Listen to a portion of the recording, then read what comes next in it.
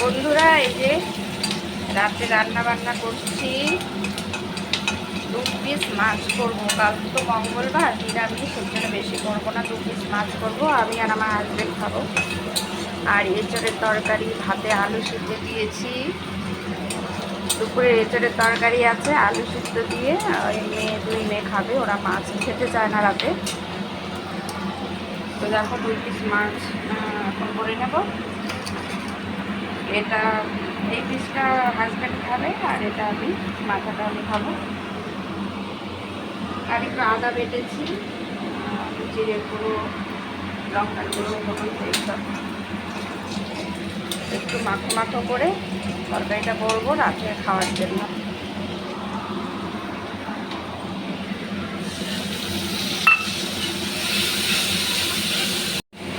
দুপুরবেলা তো নিরামিষই খাওয়া হয়েছে। রাতে মেয়েরা না মাছ খেতে চায় না। কাল যেহেতু নিরামিষই হবে, পুরো মঙ্গলবার নিরামিষ, তার জন্য 2 পিস মাছ করে নিচ্ছি।